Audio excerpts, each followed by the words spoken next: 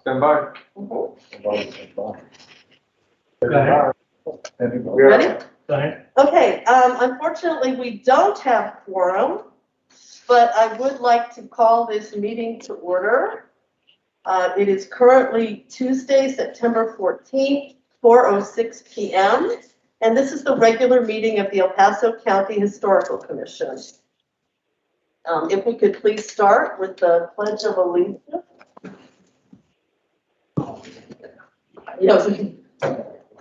I pledge allegiance to the flag of the United States of America and to the republic which stands one nation, indivisible, with liberty and justice for all. Honor the Texas flag. I pledge allegiance to the Texas, one God, one and indivisible. Thank you, everyone. Okay, Valerie, are you calling roll call?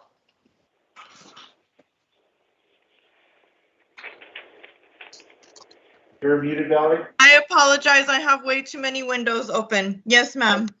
I was trying to unmute myself. No worries. And if this is Jennifer Vandenbosch, if you could state if you're in person or on video, please, when you state whether you're here or not. Perfect. All right. Commissioner Bear? Present. In person. In person. And I'm going to denote on our attendance who's in person with an IP and V for virtual, just for the record. Okay, so Commissioner Bear is in person. Commissioner Brown? Commissioner Brown, I do see logged on, if I'm not mistaken, phone number 308-8290, logged on virtually. Are you there, Commissioner Brown? 309-8290. Thank you, I sir. don't know what number you're getting. Do you have that number? Yes, sir, I sure do. Thank you, sir. Super, thank you. Commissioner Condon? Commissioner Condon is absent, and I apologize. Commissioner Chaparro, I skipped you on accident. Present in person. Thank you, sir. Commissioner Cordova? Present, virtual. Commissioner Hamilton? Present, in person. Thank you, sir. Commissioner Howe? Commissioner Howe is absent. Commissioner Kanoff? Present in person. Thank you, sir. Commissioner Kidney? Virtual, present. Thank you, ma'am. Commissioner McKenzie? Present, in person. Thank you, sir. Commissioner Savini? Present. Virtually. And Commissioner Sutherland? Stella, you're muted. Sorry, folks. I'm present virtually. Thank you, ma'am. Commissioner Welch? Present in person. Thank you. And Commissioner Young? Present virtually. Thank you, ma'am. Okay. Okay, has anyone signed up for public comment? Would we at least have, well, I don't think anybody has, but have they? Okay. Well, no one has signed up for public comment. That takes us to the consent agenda. Unfortunately, because we don't have in-person quorum, we cannot do the consent agenda. So that will take us on to, for information only, no discussion, no votes. That will take us on to the regular agenda. Probably item number 7 would be the first one, which is receive, discuss, well, obviously just receive information regarding Casa Ronquillo and Los Portales restoration projects and the San Elizario Historic District Flood Mitigation Project. So if we could just receive information on that, that would be awesome. Madam Chair, would it be okay if I go ahead and read the items into the record? Just one by one.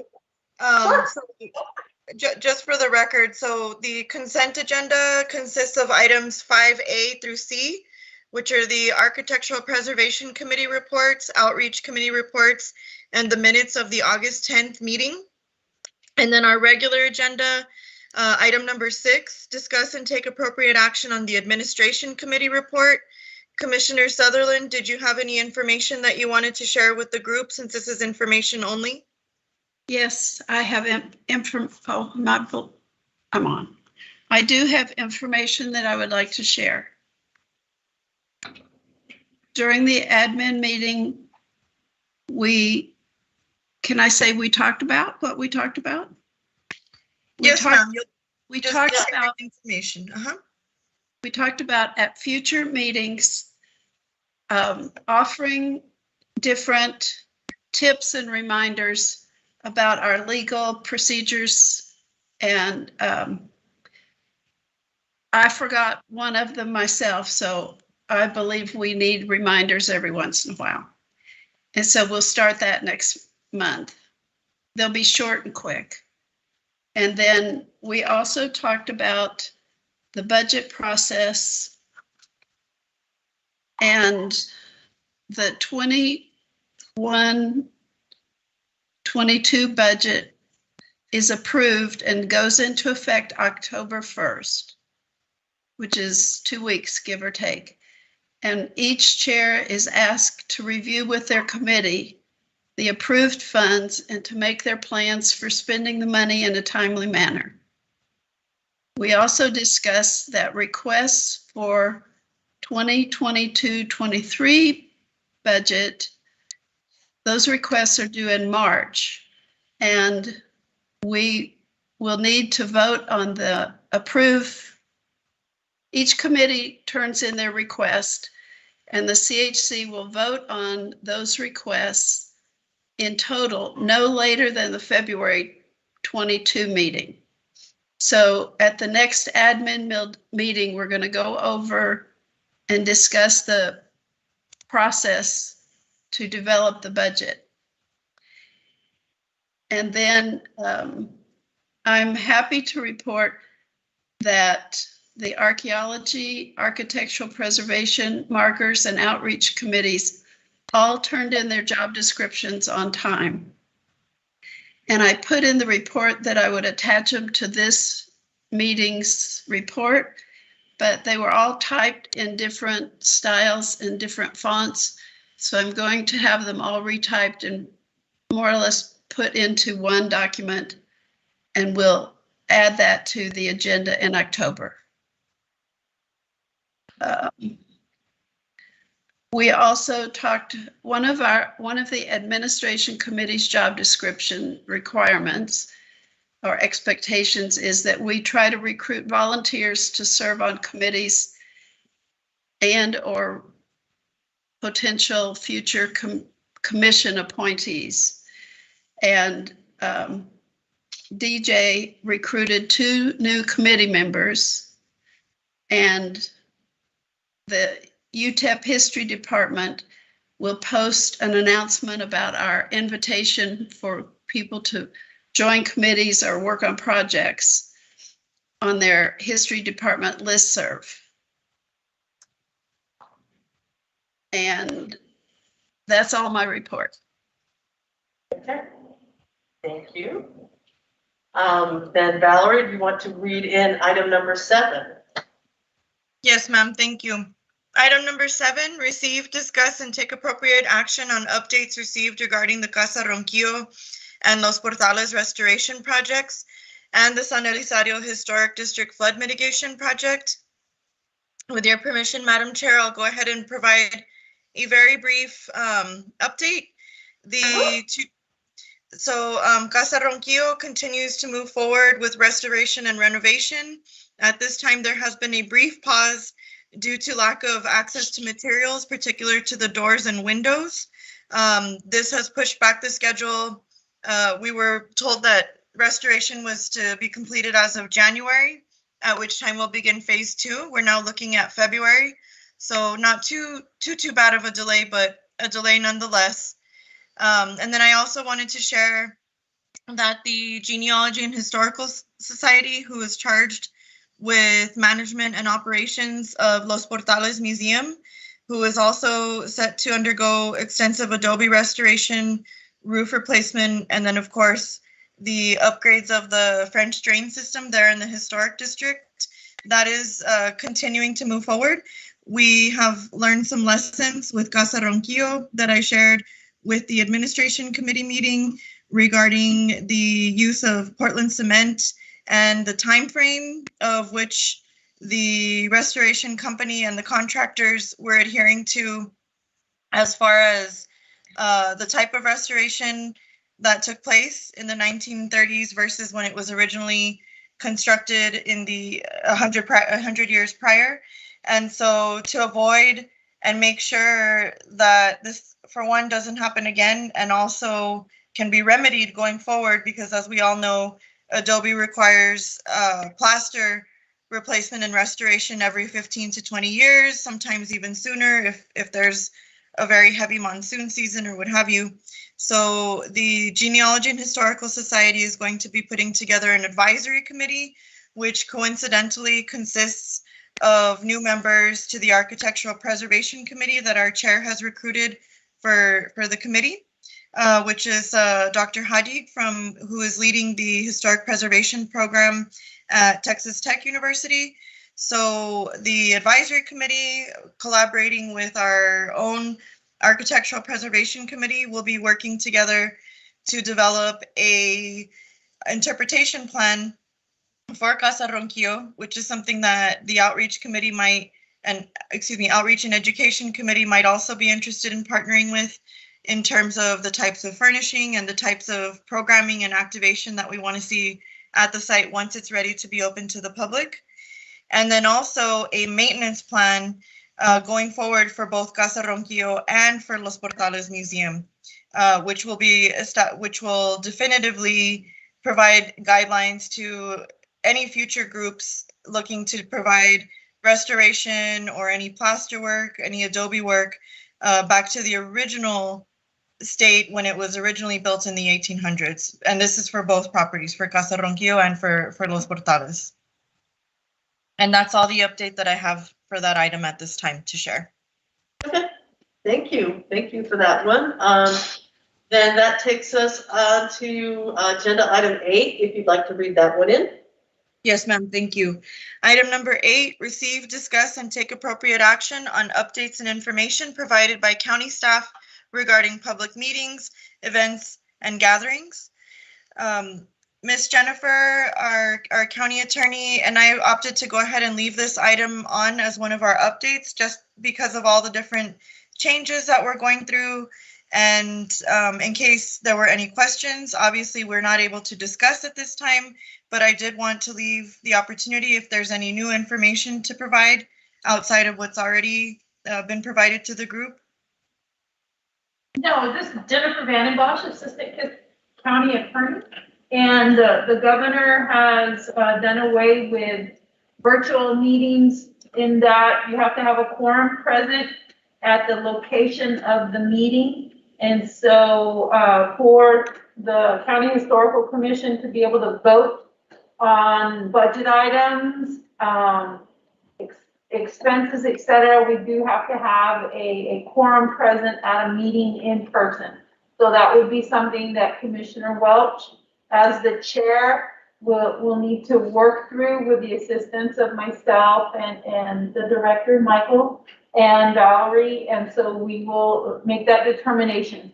The commission has to meet at least 4 times during the year, and you have met at least 4 times this year. February, March, April, May, June, July, August, and now, and all of those were, you had quorum and you were able to do business. So I don't think you have a problem for the rest of the year, except for the fact that you have to get expenses paid. So you won't be in violation of the government code, but doing your action day to day will require an in-person meeting. Thank you. Yes, so we can't, even though we're not violating anything, we really can't do anything either since we can't vote on anything. So we'll see what happens next month. But anyway, that pretty much lays it all out for us. So Valerie, if you would like to read in agenda item number 9. Thank you, Madam Chair. Item number 9, discuss and take appropriate action to recommend the County Commissioners Court fill County Historical Commission vacancies. Commissioner Welch, would you like, or Commissioner Sutherland, did you want to share the reasoning behind this item? Just for information purposes? Yes, please. We all recognize that the court can make decisions as they see fit and when they think something is appropriate. But we want to encourage them to follow their uniform rules and procedures. I'm going to cite the place where you should look because not everybody has this document, is familiar to them.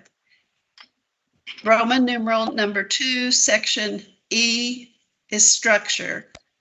Item 6 is vacancies.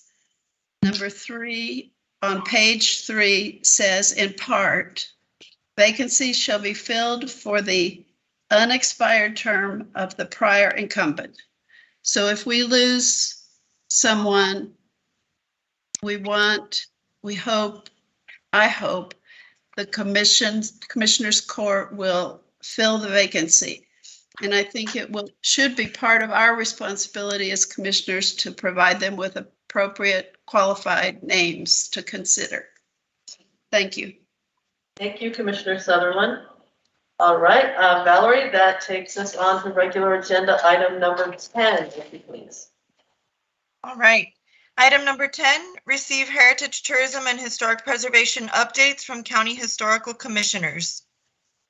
So at this time, if any members of the commission have announcements or updates. I know Commissioner Bear, you have some information about the marker.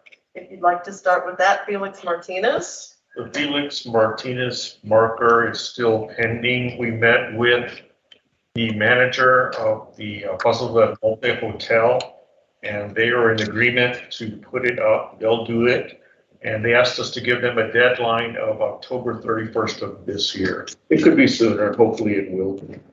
But then we can plan some sort of a ceremony after A that. dedication, and we have someone from the family that's all tuned into this and would like to attend. So we'll network that. We might actually get that marker in the ground in the next 2 months. Okay, I know that Patricia, Commissioner Kidney, you have some items that you'd like to talk to us about. I really do. Thank you. First of all, we had our first fundraising event for the Secret Society of John Wesley Hardin in August, and we had 51 people come out. It was coincided with the change in the COVID restrictions, and we had thunderstorms well up right on top of us. But it was a good event, and we had a ghost tour afterward, and we really, really were excited to be out there. And then last weekend, 9/11, we had 110 youth from the Mormon community come out to do a service project of cleaning and photographing graves in the Chinese cemetery. So the Chinese cemetery is all cleaned now, and we are just really excited. And I can't begin to tell all of you how wonderful it is to be in the presence of young people who are doing good, who are enthusiastic. We had a few hoe leaners, but that's teenagers for you. So it was really a great experience. And that was from 9 to 11. Awesome. And then we have been putting in place our disaster program at Concordia. We've been identifying all of these sunken graves. We've been waiting until the ground dries so we can fill them with dirt. The county has promised hoisting equipment to help the headstones that have toppled. And that's one project. All the rooms, one system, and they come back and say, I don't like that system, all over.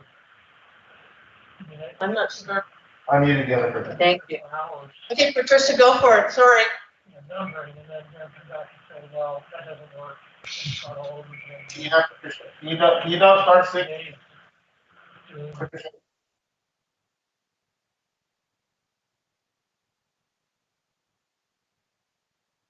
Can you dial *6 to unmute yourself, Patricia?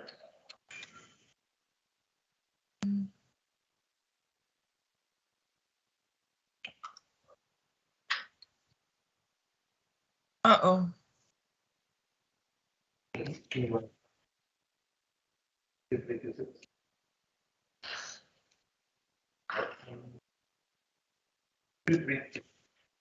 gonna remove her and then we're gonna call her back. Are we okay? She can unmute herself. I accidentally muted the wrong person. Oh, okay. I'm gonna remove her. It looks like she disconnected. I saw her leaving. I'm gonna call her back. Who's everybody else? Hi, 1 minute, Shelley. We're technical difficulties over here, and then we'll start asking everyone Placing the call. to go in order. So,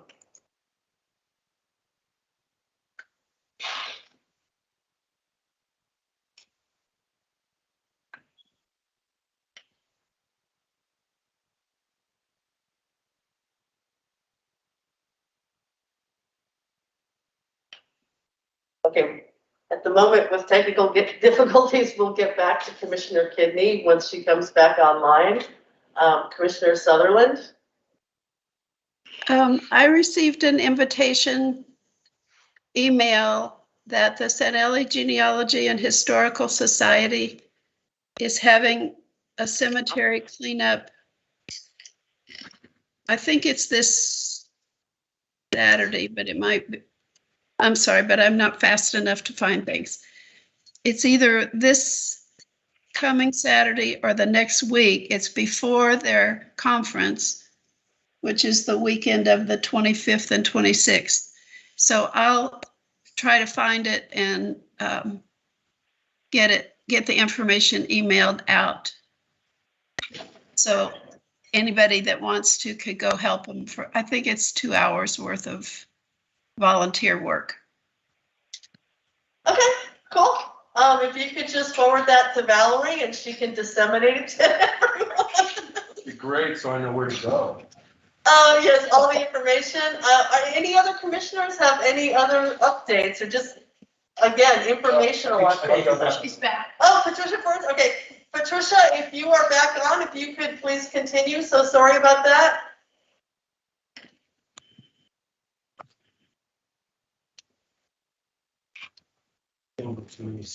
Is there? Are you there, Patricia? It's on Mason Street. It's on there. Okay, well, we'll go on to Commissioner Cordova, and then we can get back to her. Commissioner Cordova? Okay, the UTEP History Day is February. Can you, Commissioner Cordova, can you raise the volume on your? They're really low though, Commissioner. Okay, how's that? Yeah, better, much better, thank you. Okay, the UTEP History Day is February 26th of this year, 2022. And the CHC will again provide several plaques to students whose project is about El Paso history. The theme for this year is debate and diplomacy in El Paso. We hope the committee will do a little brainstorming and that we can come up with a list of suggestions for the projects this year. The end of September is our deadline for giving the students some ideas on what to do. If they can submit those ideas to us on the outreach committee before September 27th, and we'll get the list over to Dr. Cartwright at UTEP for distribution. Okay, cool. Again, Commissioner Cordova, if you could please email Valerie just some bare bones information so that she can disseminate it, that would be very helpful. As well as possibly. Secretary send it. Okay, and I know they always do a call for volunteers.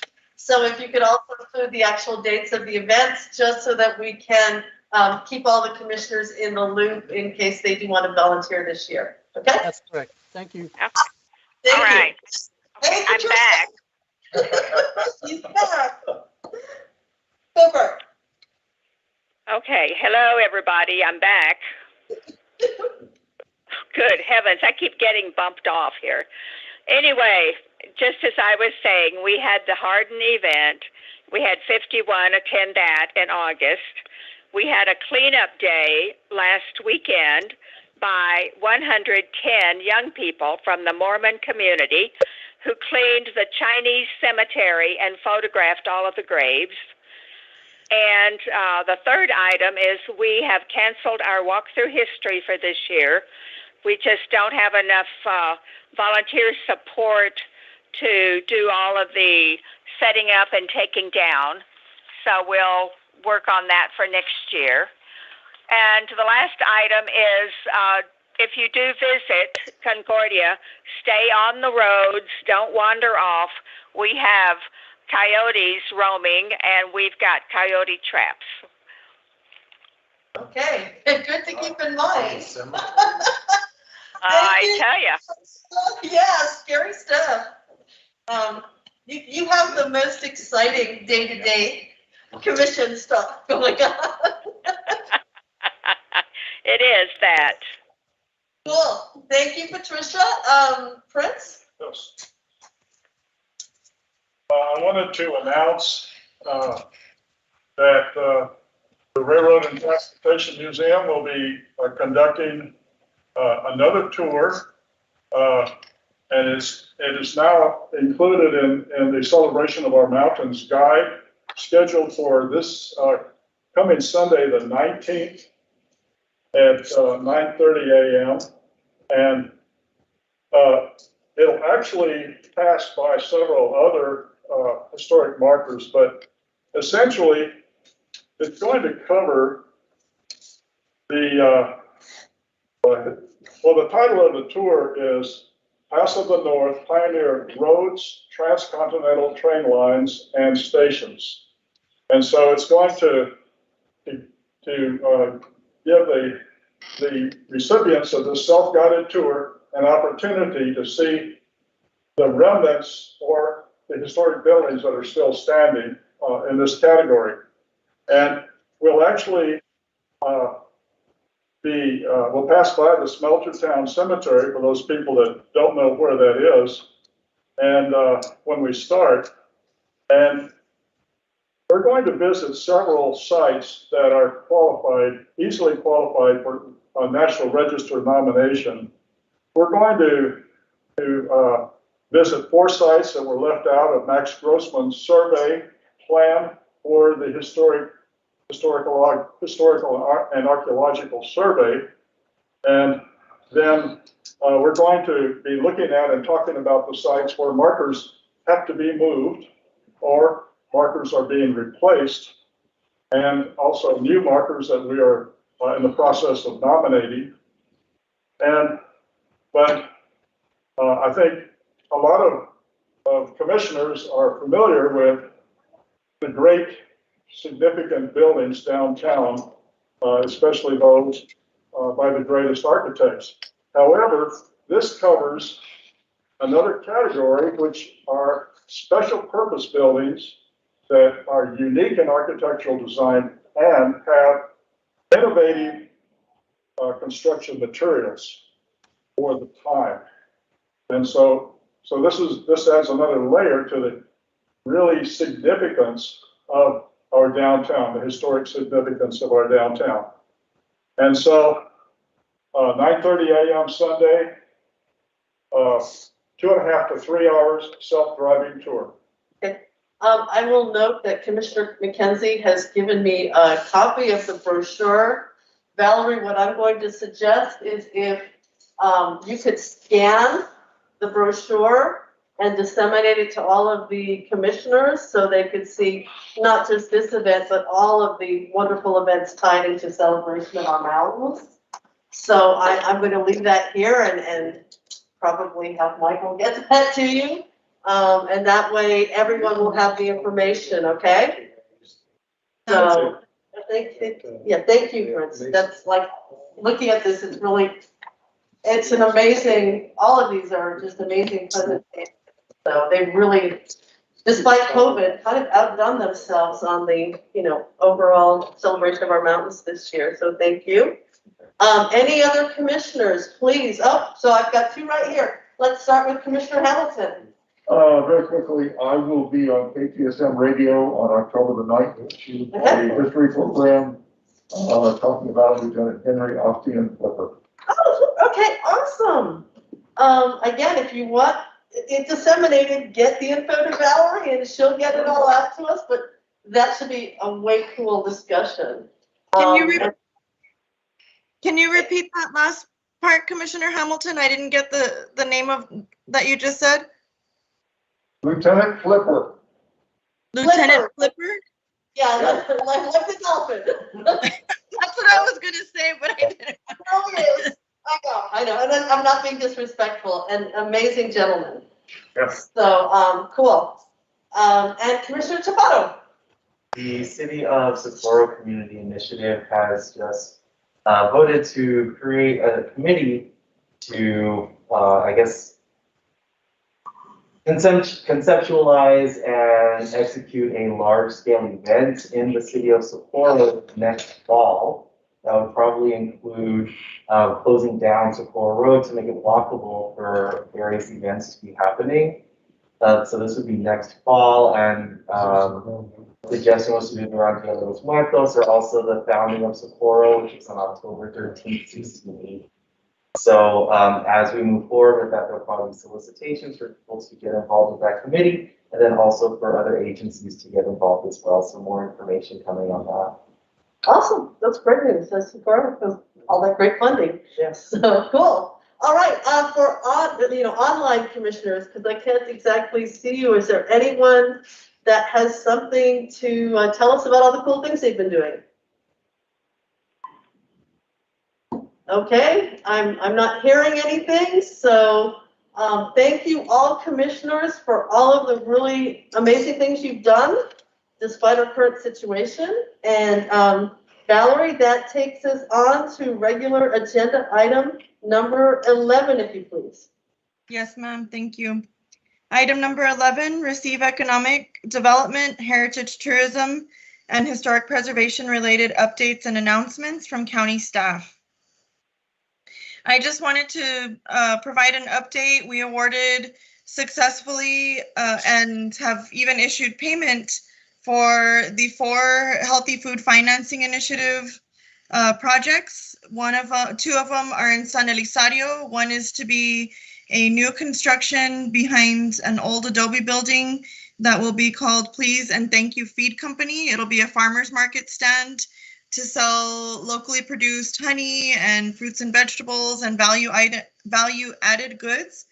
That particular property includes a commercial teaching kitchen where nutritional education and programming can take place. The second San Elizario project was awarded to Roots Mobile Farm Market. They're going to retrofit a 84 to 100 square foot trailer into a mobile farmers market stand and provide provide public access along the outskirts of the county, such as Fabens, Clint, Tornillo.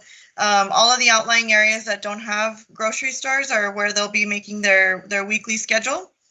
And then a third project was awarded to Brown Street Market. They're located in a historic building just outside of the Rio Grande Historic District here in central El Paso that they're going to be renovating. It has quite a bit of asbestos damage. It needs a new floor, needs some walls to be repaired, heating and cooling, and then of course, refrigeration for the products that they'll be selling as a grocery store serving the local community.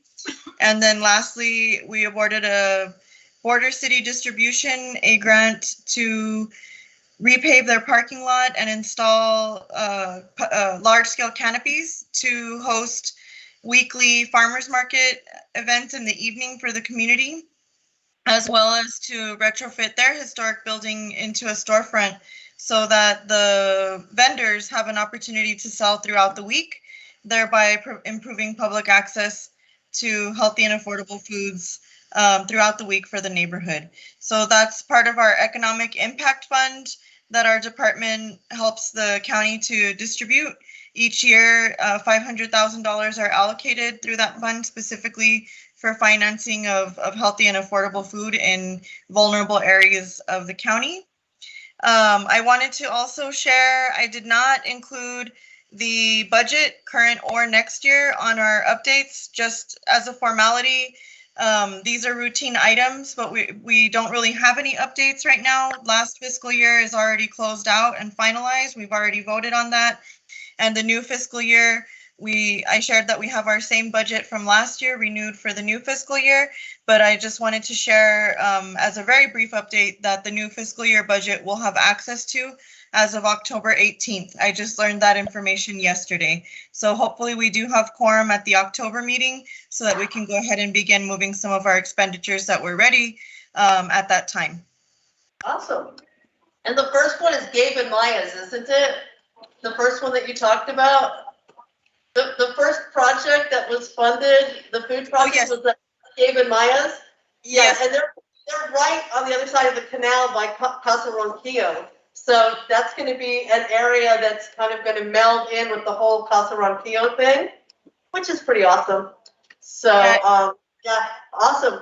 It's okay. outside of, I was just going to say, it's outside of the historic district, but it's pretty close to the entrance. And one of the neat things about that project is even though they're not legally required to adhere to the historical guidelines, especially given where their new construction is going to be located, but they've opted to use the historical guidelines since the main structure is adobe and it's built sometime in the 1800s as well. So it'll really have both sense of place, creativity, and of course the Pueblo revival style of the 1800s that we see throughout the historic district, and really appeal to both local clientele and as a tourism site. Yeah, Gabe's been doing tons of research and he's a stickler. He is a stickler for details, so it should be really, really well done. I'll stake my reputation on that. Yeah, we're very excited about all 4 projects. That is so cool. Okay, any other information, Michael? I think I'm good. Okay. The National Park received the video audio. Oh, yes. Valerie, did you send that out? I did send that out. Thank you, Jennifer. I apologize. That's another one of what I usually have routinely on our agenda for discussion and action, our National Register historic districts. I did not include that one at this time, but yes, Jennifer is correct. We did receive formal notice, or the National Park Service, I should say, put out formal notice that they are in receipt of our nomination package from the state historic preservation officer, Mr. Mark Wolf, the executive director of the Texas Historical Commission. And so that 45-day period we anticipate is September 20th. The public comment period has already ended as of September 8th. And so we have about a week when we should be hearing formal notice that of the determination of eligibility, which we expect to be in our favor as it does meet all of the requirements. And that's fantastic news. That's the killer news for the year. So yeah, perfection. Thank you. And for information purposes, once that is completely official and adopted and everything, we will bring that back routinely so that we can begin working on our public information type workshops for the community, for anybody interested in obtaining the federal and state historic tax credits, so that we can begin to offer training and technical assistance in that regard. Wonderful, wonderful. And hopefully that might change some hearts and minds in the other potential historic district. So, absolutely. Cool. Okay, well, anyone, that pretty much wraps it up. I can't adjourn you, so I'm just going to say, all of you, ladies and gentlemen, thank you so much for taking the time out of your schedules cool stuff happening. In the meantime, let's do lots of work in our committees so that we have hopefully quorum next time and we can knock out some of that funding for new projects.